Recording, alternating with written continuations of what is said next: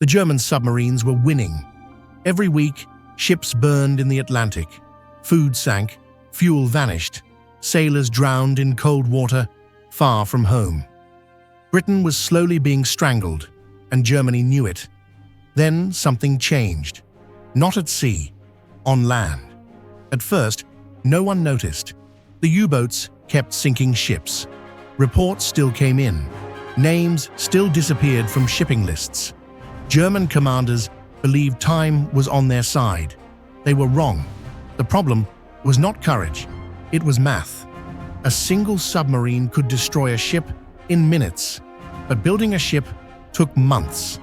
Germany understood this balance very well. Sink ships faster than the enemy can replace them, and the war at sea is won. That logic had worked for years, until one civilian looked at shipbuilding and asked a simple question: why does this take so long?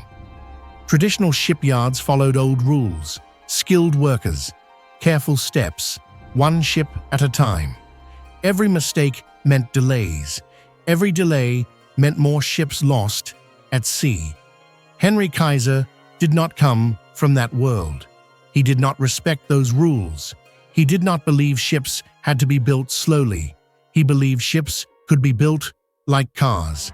Instead of skilled craftsmen doing everything, the work was broken into simple tasks. One person welded the same joint all day. Another installed the same part again and again.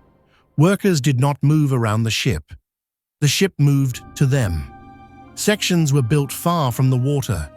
Then they were brought together and welded fast. No waiting, no pauses, no tradition.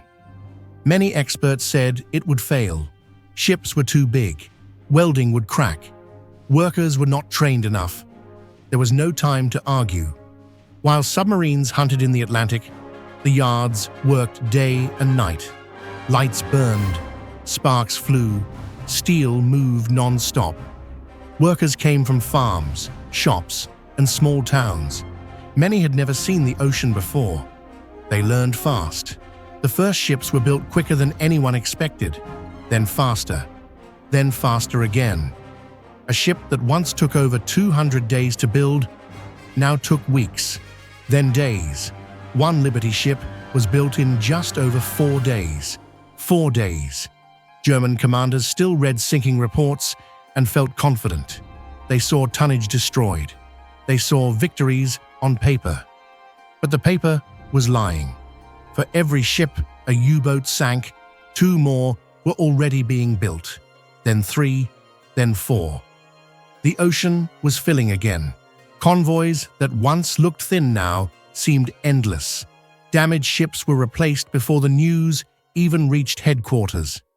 Sinkings that once mattered became numbers with no effect. Submarine crews began to notice it first. They attacked convoys and escaped, expecting gaps to appear. But the gaps never came. The ships kept coming. Same routes, same loads, same speed. It felt endless. Germany tried to respond. More submarines were sent out, younger crews, shorter training, riskier patrols. Losses increased, and still, the ships kept coming. Fuel flowed to Britain. Food arrived. Tanks crossed the ocean. Trucks, guns, planes, men. The Atlantic stopped being a battlefield and became a highway. Submarine captains began to realize the truth in silence. They were sinking ships that no longer mattered. Their victories no longer changed anything. The war at sea was not being decided by torpedoes anymore.